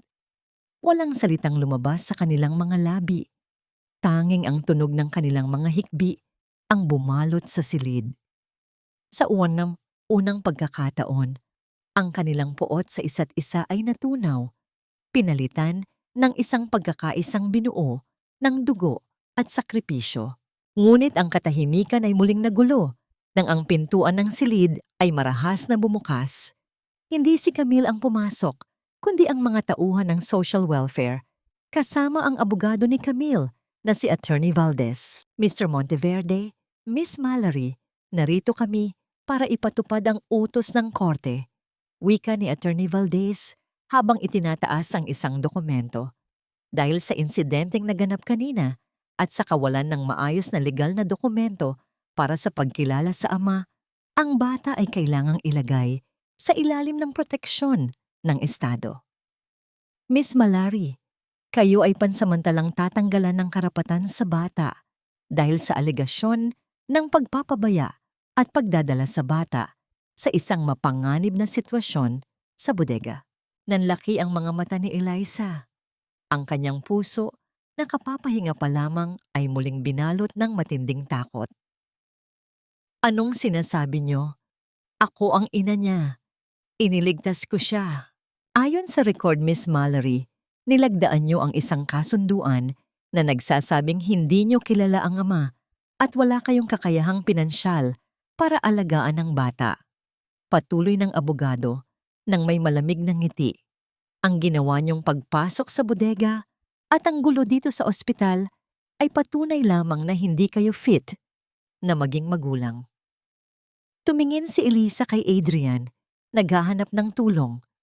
Ngunit bago pa makapagsalita si Adrian, may mga gwardiya nang humarang sa kanya. At kayo, Mr. Monteverde, hanggat hindi na patutunayan sa DNA test na opisyal na isasagawa ng korte ang inyong relasyon sa bata, wala kayong legal na say sa kasong ito. Sa ngayon, ang bata ay kukunin namin sa sandaling maging stable ang kanyang kondisyon. Ang hukom na inaasahan ni Eliza ay hindi nagmula sa katarungan, kundi mula sa mga batas na baluktot na ginamit ng kanyang mga kaaway. Habang nakatitig siya sa kanyang anak, na mahimbing na natutulog, naramdaman ni Eliza ang isang panibagong uri ng galit. Ang kanyang pagiging maawain ay tapos na. Sige, kunin niyo siya. Bulong ni Eliza, ang kanyang boses ay tila isang mahinahong hudyat ng paparating na tsunami. Pero tandaan niyo ito, ang isang inang handang magbigay ng hininga sa kanyang anak ay handa ring kumuha ng hininga ng sino mang haharang sa kanya. Habang papalabas ang mga tauhan ng social welfare, may isang maliit na folder na naiwan sa mesa ni Maya. Ang folder na naglalaman ng resulta ng investigasyon ni Mang Isko tungkol sa lihim na testamento. Isang lihim na maaaring magpabagsak hindi lang kay Camille, kundi sa buong pundasyon ng pamilya Monteverde. Huwag kang mag-alala, Eliza. Kung gaano man kahirap ang laban, sisiguraduhin kong hindi nila mapapanalo. Sa kabila ng kanyang mga sugat, ang mga salitang ito ni Adrian ay tila isang gamot na nagbigay lakas kay Eliza habang nakatitig sila sa bintana ng ospital. Sa loob ng mga araw, ang kanilang buhay ay tila nagiging isang bangungot na hindi matapos-tapos. Si Maya ay nasa ilalim ng mahigpit na seguridad ng social welfare. Ang kanyang mga pagbisita ay limitado at ang kanyang kalusugan ay nananatiling kritikal. Samantala, sina Eliza at Adrian ay nahaharap sa mga paratang na walang katotohanan. Ang kanilang mga pangalan ay sinisiraan sa mga pahayagan at ang kanilang mga ari-arian ay na-freeze dahil sa mga demanda ng mga abogado ni Camille. Ngunit sa kabila ng lahat, ang pag-asa ay nananatiling nagliliwanag sa kanila. Hawak ni Elisa ang isang maliit na folder na naglalaman ng mga ebidensya na nakalap ni Mang Isko. Ang folder na may pamagat na lihim na testamento. Ang mga dokumentong ito ay naglalaman ng mga sikreto na maaaring magwasak sa buong imperyo ng mga Monteverde. Kailangan nating humingi ng tulong sa abogado. Isa siyang kilalang tao na magaling sa mga kasong tulad nito. Wika ni Adrian habang sinusuri ang mga dokumento. Wala na tayong mapagkakatiwalaan, Adrian. Alam mo naman na lahat ng taong nasa paligid natin ay binayaran na ni Camille. Tugon ni Eliza, ang kanyang mga mata ay puno ng pag-aalala. At sino ang maniniwala sa atin? Gayong tayo ay mga basahan na lang sa kanilang paningin. May isang taong alam kong tutulong sa atin. Isang taong matagal nang tumatahimik, ngunit mayroon ding sariling dahilan para maghiganti. Kinuha ni Adrian ang kanyang telepono at tumawag. Ang kanyang mga salita ay naglalaman ng isang matinding paniniwala. Tila nagmumungkahi na may isang bagong digmaan na magsisimula. Samantala, sa isang malawak at malamig na silid, si Camille ay nakatayo sa harap ng isang malaking salamin. Sinusuri ang kanyang refleksyon. Ang kanyang mga mata ay nagniningning sa tagumpay at ang kanyang mga labi ay naglalaman ng isang mapanuyang ngiti. Nagawa niyang kontrolin ang sitwasyon, nagawa niyang paalisin sa buhay niya si Elisa, at nagawa niyang makuha ang lahat ng kanyang nais. Hindi mo ako kayang talunin, Adrian. Bulong ni Camille sa sarili. Ang mga hakbang ng abogado ni Camille ay lumikha ng isang nakabibinging katahimikan sa silid. Madam, may balita po tayo. Wika ng abogado. Ang inyong dating kasintahan na si Mr. Adrian Monteverde ay naghahanap ng tulong sa isang kilalang reporter na dating may issue kay Mr. Monteverde. Biglang nagbago ang ekspresyon ni Camille. Ang kanyang tagumpay ay tila naglaho, pinalitan ng isang kislap ng takot. Anong ibig mong sabihin? Sino ang reporter na yon? Siya po si Aling Delia Cruz, isang investigative journalist na matagal nang nag-iimbestiga tungkol sa iligal na gawain ng pamilyang Monteverde. May hawak po siyang mga kaso na hindi pa natin nakikita. Ang takot sa mga mata ni Camille ay tumindi. Alam niya na si Aling Delia Cruz ay isang matinding kalaban, isang babae na walang takot sa anumang bagay, at may kakayahang magwasak ng anumang imperyo. Sa harap ng isang maliit na bahay sa Tondo, naglalakad si Elisa. Ang kanyang puso ay naninikip sa pangamba. Ang lahat ng kanyang mga kilos, ang lahat ng kanyang mga pagsisikap ay tila walang kabuluhan. Kung paano niya makikita ang kanyang anak ay hindi na malinaw. Sa loob ng mga bahay nakakita siya ng isang kilalang reporter, si Aling Delia Cruz, na nakilala niya noon. Ang sabi-sabi ay isang katatakutan na hindi tumatanggap ng panunuhol at may mahusay na mga ebidensya na maaaring magwasak sa pamilya Monteverde.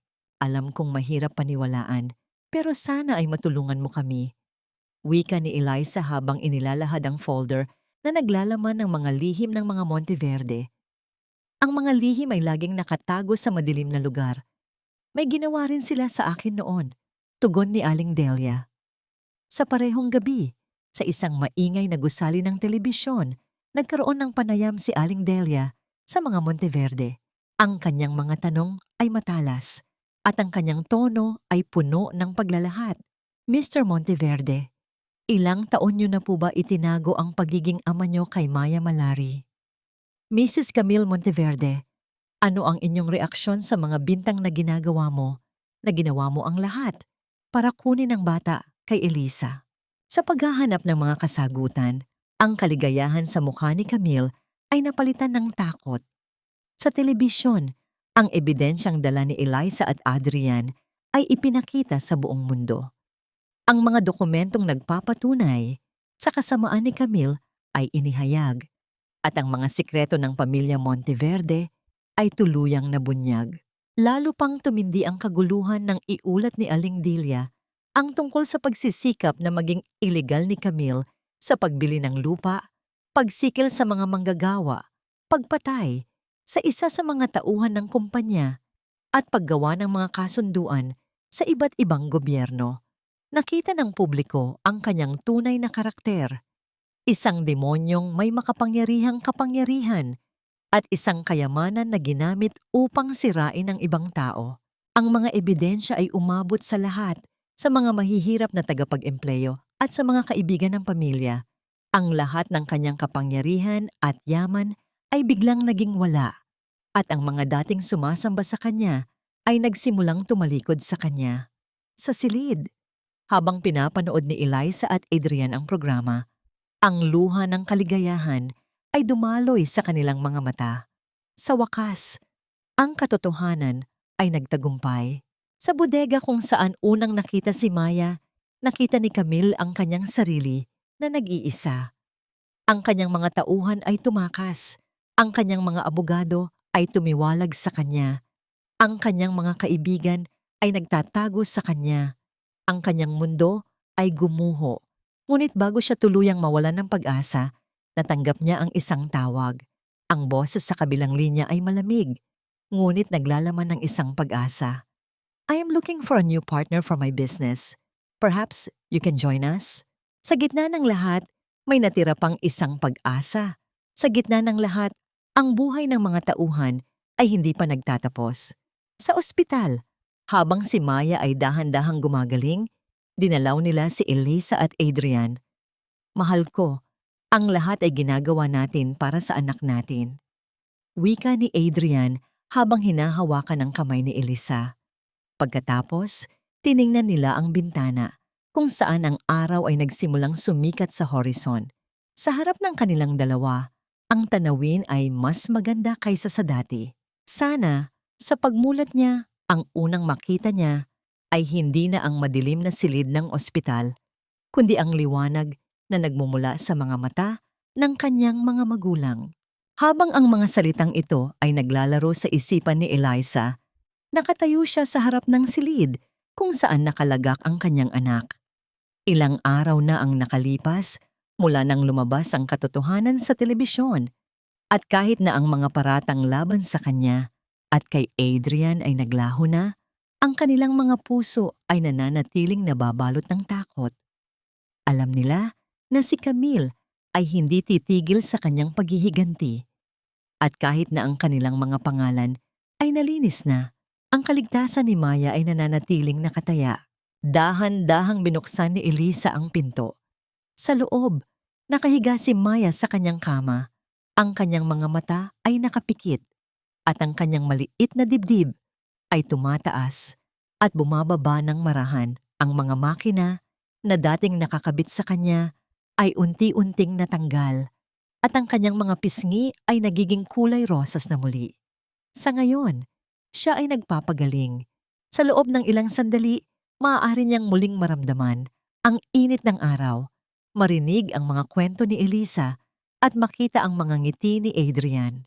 Lumapit si Eliza sa kama at hinawakan ang kamay ng kanyang anak. Ang kanyang palad ay mainit, tila isang bukal ng buhay.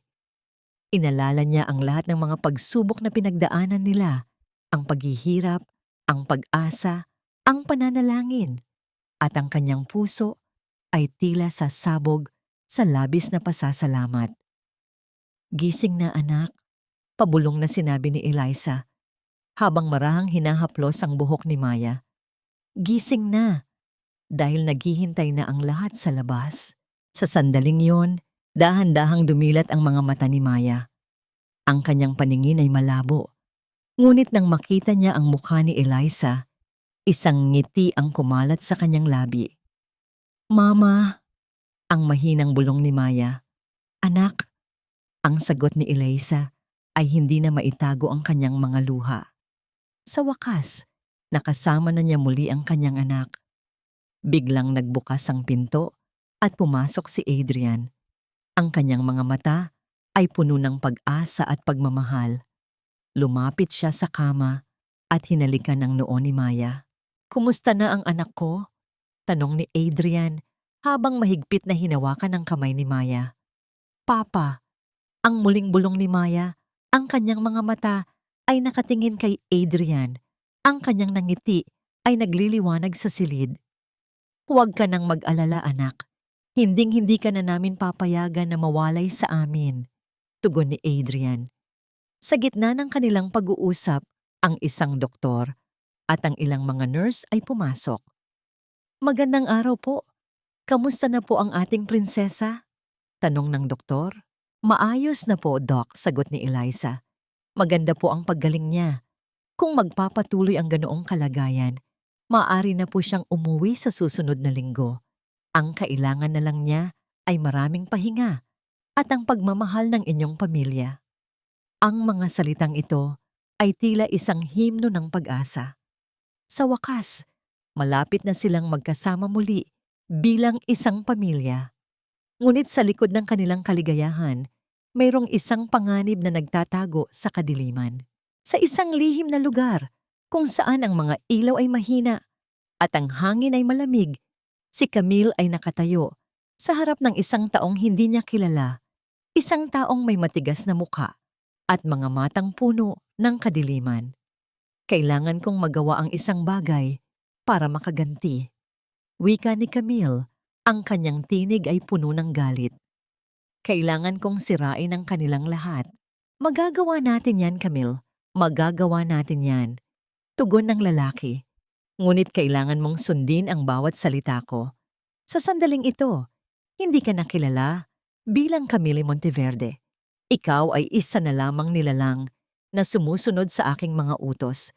Sa ngayon, kailangan mong maghintay. Naglakad si Camille sa isang madilim na pasilyo ng ospital. Mula sa kanyang mga mata, nakita niya ang isang grupo ng mga nurse na nagdadala ng mga gamit.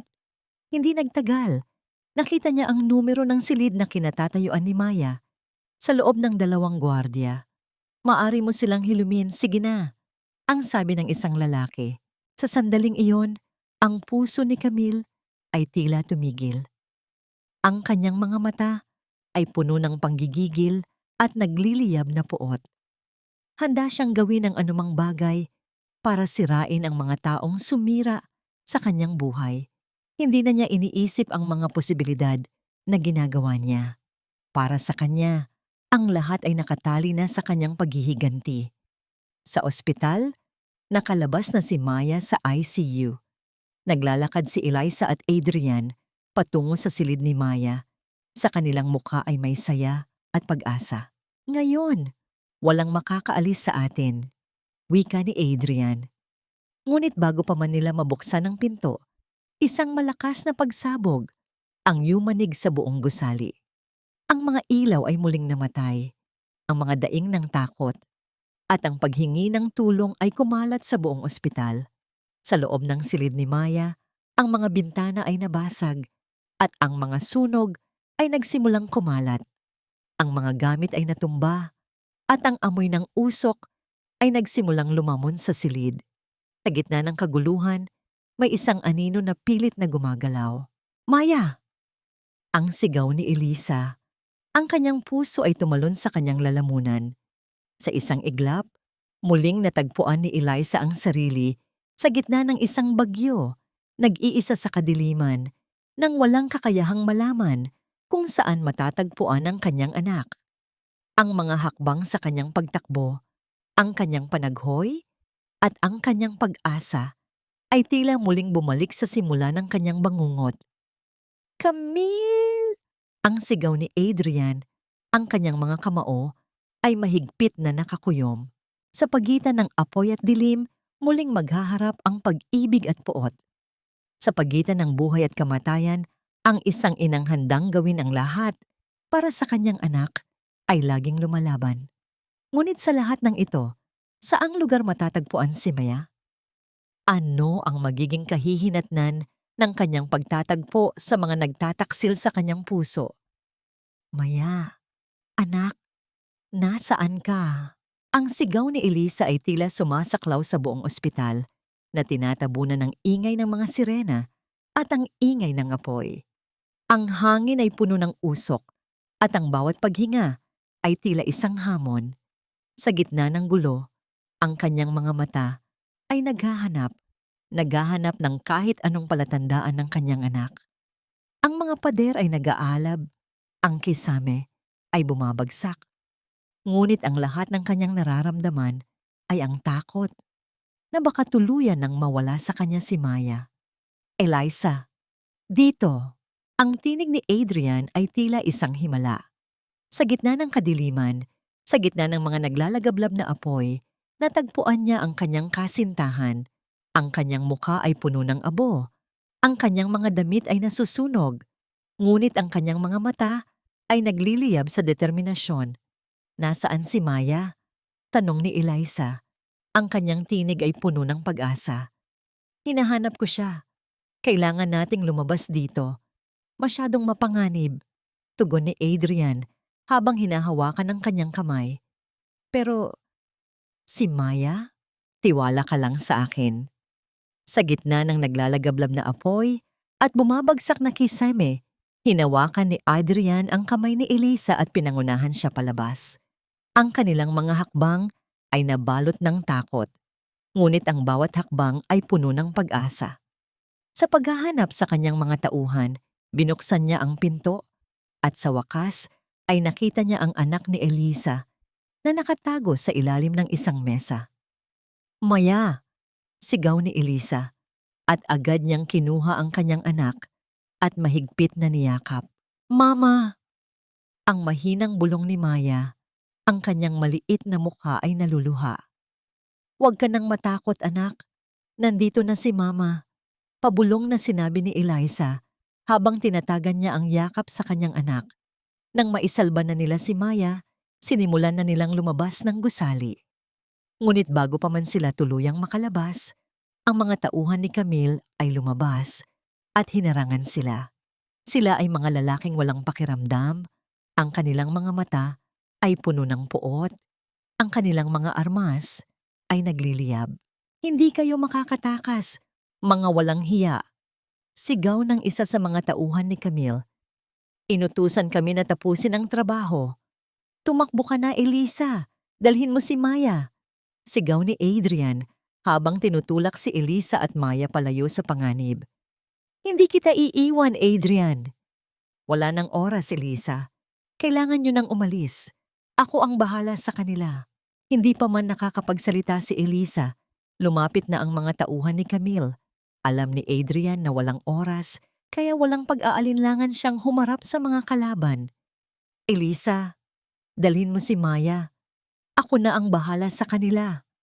Muling sigaw ni Adrian habang handang isakripisyo ang kanyang sarili. Hindi! Tumakbo ka na! Sa pagitan ng apoy at dilim, narinig ni Eliza ang mga putok ng baril, ang ingay ng labanan. Nag-aalala, lumingon siya. Ngunit ang kanyang nakita ay tila isang panaginip. Si Adrian, na nasa kanyang harapan, ay tinamaan ng ilang bala. Bagaman siya ay dugo ang dugo, ang mga ngiti sa kanyang labi ay hindi pa rin nawawala. Umalis ka na, Eliza. Alagaan mo ang anak natin. Ang mga salitang ito, ang kanyang huling sinabi. Nang makita yon ni Eliza, ang kanyang mga mata ay nag-init ng luha. Sa kabila ng kanyang kalungkutan, kinuha ni Eliza ang kanyang anak at tumakbo ng mabilis habang tumatakas mula sa lugar na naglalaman ng mga apoy at kasamaan. Nang makatakas na si Eliza, dahan-dahang bumagsak ang katawan ni Adrian. Ang kanyang huling paghinga ay umalingaw-ngaw sa katahimikan ng gusali. Sa labas, sumigaw si Eliza at sumigaw ng kanyang pangalan. Ang kanyang puso ay dumudugo. Sa wakas, sa kabila ng kanyang pagmamahal, sa kabila ng lahat ng kanyang pagsisikap, ay tuluyang nawalan ng saysay ang pag-ibig at pag-asa. Sa kanyang mga mata, ang lahat ay tila naglaho. Ang kanyang pagkabigo ay napalitan ng sakit at kamatayan. Ang bawat hakbang ni Eliza, ang bawat pag-iyak ni Maya ay nagdulot ng paghihirap at ang kanyang pag-iisip ay nagliliyab sa paghihiganti. Habang dumadaan siya sa apoy at usok, isang bagong paglalakbay ang magsisimula. Hindi ako papayag na mawala ka sa akin, Adrian. Sisiguraduhin kong ang lahat ng kanilang kasamaan ay mapaparusahan. Bulong ni Eliza. Ang kanyang boses ay puno ng determinasyon. Sa pagtatapos ng pag-asa, sa simula ng bagong paglalakbay, natapos ang buhay ng isang lalaki, ngunit hindi nawala ang kanyang alaala. Pagkalipas ng ilang sandali, isang ambulance ang dumating. Sa pamamagitan ng pag-iyak ni Eliza, nagtanong ang mga doktor kung mayroon pa bang ibang tao, ngunit wala na silang nakita. Sa loob ng sunog na gusali, ang katawan ni Adrian ay nanatiling nakahiga sa gitna ng apoy. Ngayon, wala nang makakapigil sa akin. Wika ni Eliza Mana habang pinagmamasdan ang mga tauhan ng pulisya na nagliligtas kay Adrian. Sa pagtatapos ng pag-ibig sa simula ng bagong paglalakbay, natapos ang buhay ng isang lalaki, ngunit hindi nawala ang kanyang alaala. Ang mga rosas ay kulay dugo ngayong gabi. Ang mga salitang ito, na minsan ay simbolo ng pag-asa at pag-ibig, ay lumulutang sa isipan ni Eliza habang nakatayo siya sa harap ng puntod ni Adrian. Sa kabila ng kanyang matinding sakit, ang kanyang mga mata ay nagniningning sa isang uri ng pagkakatiwala na tila hindi kayang masira ng kamatayan. Ang kanyang mga labi ay bumukas sa isang mahinang ngiti, tila nakikipag-usap sa diwa ng lalaking minsan niyang minahal. Adrian, hindi ka nag-iisa. Hindi ko hahayaang mawalan ng saysay ang iyong sakripisyo, bulong ni Eliza. Matapos ang sunog, ang mga bangkay ng mga tauhan ni Camille ay natagpuan sa loob ng bodega. Ngunit ang katawan ng tinaguriang misteryosong kasosyo ni Camille ay hindi nakita. Ang tanging natagpuan ay ang isang piraso ng metal na may logo ng isang kumpanya ng kuryente at ang kanyang pagkawala ay tila nagpakita na alam niya ang nangyari. Sa kabila ng kanyang matinding kalungkutan, mabilis na kumilos si Eliza. Sa tulong ni Aling Delia at ng kanyang mga tauhan, ang lahat ng mga ebidensya ay ipinasa sa mga awtoridad. Ngayon, ang lahat ng mga krimen ni Camille Tibewol ay binigyan ng paglilitis sa korte. Sa loob ng korte, ang mga dating tauhan ni Camille ay nagsalita laban sa kanya. Nagbigay ng mga salaysay na naglalantad sa kanyang kasamaan. Ang mga barya at mga kaso na ipinakita sa telebisyon ay ipinakita sa korte na nagpapakita ng kanyang mga krimen. Ngunit ang pinakamalaking ebidensya ay ang lihim na testamento.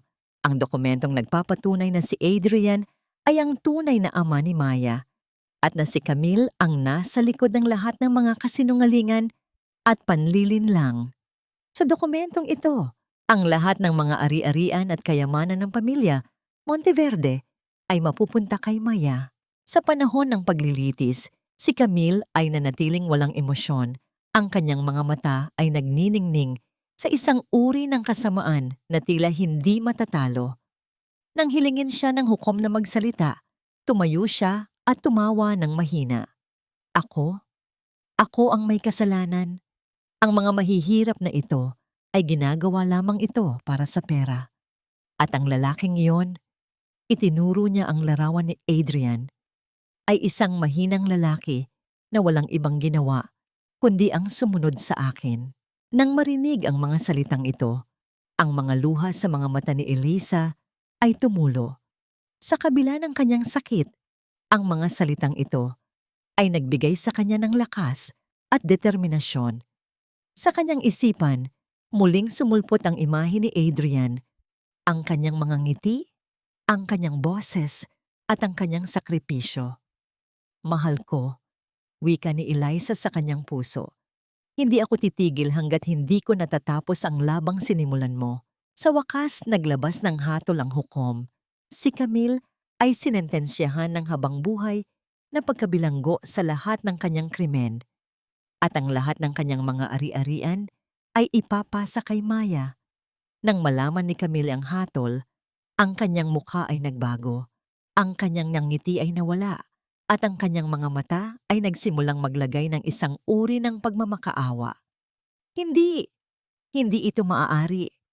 Sigaw ni Camille habang pilit na tumututol sa pag-uusig. Ngunit walang nakinig sa kanya. Sa kabila ng lahat, sa wakas, Ang katotohanan ay nagtagumpay. Sa paglalakad palabas ng korte, hinawakan ni Elisa ang kamay ni Maya. Ang kanilang mga mata ay puno ng pag-asa. Ang kanilang mga puso ay puno ng galak. Magkakaroon pa rin tayo ng isang masayang buhay, anak. Wika ni Elisa. Saan po tayo titira, Mama? Tanong ni Maya. Sa isang lugar kung saan walang makakasakit sa atin. Sagot ni Elisa, habang tinuturo ang langit. Doon tayo sa langit, kung saan naghihintay si Papa. Sa paglalakad nila, nagulat sila nang makita ang isang tao na papalapit sa kanila. Ito ay ang matandang misteryoso na tumulong sa kanila, si Mang Isko, na ngayon ay nakasuot ng isang magarang Amerikana.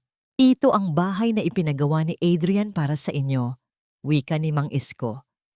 At alam ko na kayo rin ang susunod na pinuno ng Monteverde Corporation, kaya ako ang inyong tagapaglingkod.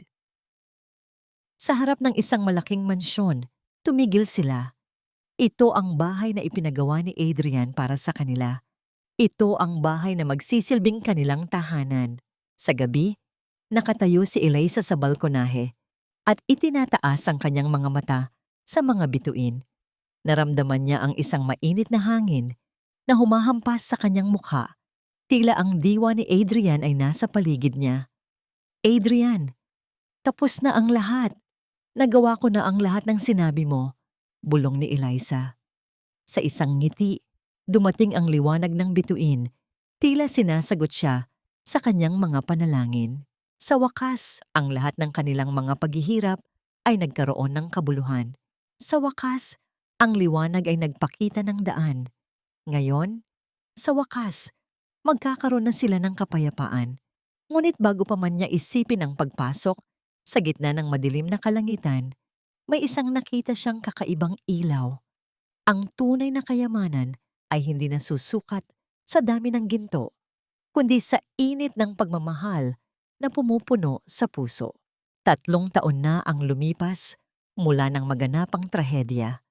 Sa paglipas ng panahon, ang mga sugat ay gumaling at ang mga alaala ng nakaraan ay natabunan ng pag-asa. Sa isang maliwanag at maaraw na umaga, nakatayo si Eliza sa harap ng isang maliit na coffee shop. Ang lugar ay moderno at moderno, ngunit ang puso nito ay naglalaman ng isang matibay na bahagi ng kanilang pag-ibig.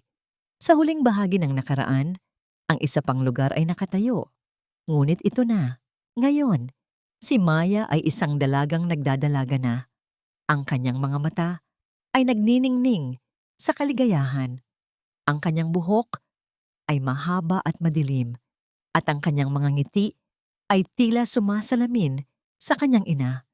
Siya ang tanging mana ni Adrian, at sa pamamagitan ng kanyang mga desisyon, sinisigurado niya na ang lahat ng kayamanan ay gagamitin sa pagtulong sa mga nangangailangan. Sa loob ng coffee shop, ang tunog ng mga tasang gawa sa China na nagtatagpo at ang tawanan ng mga customer ay tila isang himig ng pag-asa. Nakaupo si Elisa sa isang mesa sa tabi ng bintana habang kinakausap niya ang isang grupo ng mga kabataang nagtatrabaho sa isang foundation na kanyang itinayo. Ang bawat salita niya ay puno ng inspirasyon. Ang kanyang boses ay malumanay at ang kanyang mga mata ay naglalaman ng isang uri ng karunungan na tila hindi kayang itago sa kanya ang mga nakaraang pagsubok. Hindi madali ang lahat ng ito, wika ni Elisa habang nakatitig sa mga kabataan. Maraming pagsubok ang dumating sa ating buhay, ngunit ang mahalaga ay ang hindi tayo nawawalan ng pag-asa. Ang pag-ibig at suporta ng isa't isa ay ang pinakamahalagang kayamanan na meron tayo. Habang sila ay nag-uusap, biglang tumunog ang telepono ni Elisa. Pagkatapos, tinawag siya ng isa sa kanyang mga tauhan na may galak sa kanyang mukha. Ma'am, may dumating pong bisita. Kilala niyo po siya. Sino? Hindi nagtagal. Pumasok sa coffee shop ang isang lalaki. Ang kanyang mga mata ay hindi nagbabago sa paglipas ng panahon. Ang kanyang mga damit ay abot kaya, at ang kanyang ngiti ay tila sumasalamin sa kanyang malawak na pag-ibig. Ito si Mang Berto. ang matalik nilang kaibigan mula sa tondo. "Kumusta po kayo, Aling Elisa?" Wika ni Mang Berto. "May dala po akong balita na magpapasaya sa inyo." "Anong balita iyan, Mang Berto?" tanong ni Elisa. "Naalala niyo po ba ang locket na naglalaman ng lihim na testamento? Natuntun po namin ang taong may alam sa lahat ng yan." Nagsalita pa si Mang Berto. Sinabi niya na si Mang Isko, ang matanda na tumulong sa kanila noon, ay nagpakamatay sa bilangguan. Ngunit bago siya mamatay, nag-iwan siya ng isang sulat na nagsasabi na ang taong nasa likod ng lahat ng kasamaan ay hindi lamang si Camille, kundi pati na rin ang misteryosong kasosyo na hindi nila nahanap. Kilala niyo ba kung sino? Ang kanyang pangalan ay Ricardo Silva, ang sabi ni Mang Berto habang inilalahad ang isang larawan. Ang puso ni Elisa ay tila tumigil sa pagtibok. Sa kanyang harap, nakita niya ang larawan ng isang taong kilala niya. Ang taong ito ay nasa mga pahayagan, isang kilalang negosyante na nagbibigay ng tulong sa mga nangangailangan. Si Ginoong Ricardo Silva na nagsasabing nagmamahal sa kanilang kinabukasan. Sa loob ng kanyang puso, alam ni Eliza na may isang malaking sikreto sa loob nito. Ang kanyang mga mata ay naging mas makitid. Ang kanyang isipan ay nagtanong sa mga daan-daang posibilidad. Ngunit anuman ang mangyari, hindi siya susuko. Matapos ang pag-uusap, lumabas si Eliza sa labas ng coffee shop, nakatitig sa langit. Sa kanyang mukha, nagkaroon ng isang uri ng determinasyon na tila walang makakatalo.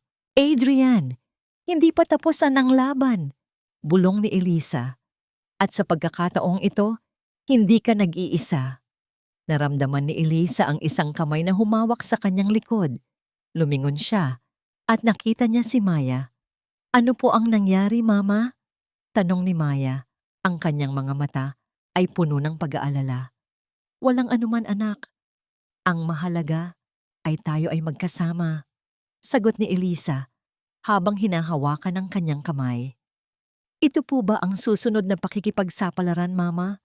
tanong ni Maya. Ngumiti si Elisa at inilabas ang locket na naglalaman ng lihim na testamento. Habang pinagmamasdan niya ang locket, ang kanyang mga mata ay nagniningning sa isang uri ng lakas. "Oo, anak," tugon ni Elisa. "At magkasama nating itong lulutasin." Sa malayo, sa isang malawak na mansyon, ang isang tao ay nakatitig sa mga bituin. Ang kanyang mga mata ay puno ng kasamaan. "Sa pagkakataong ito, hindi na ako makikialam, Camille. Kaya niyong dalawa ang magsagawa ng lahat."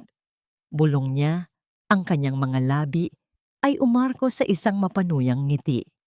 Sa kadiliman, tanging ang pag-asa at pag-ibig ng isang ina at ng kanyang anak ang nananatiling mas malakas kaysa sa anumang kasamaan.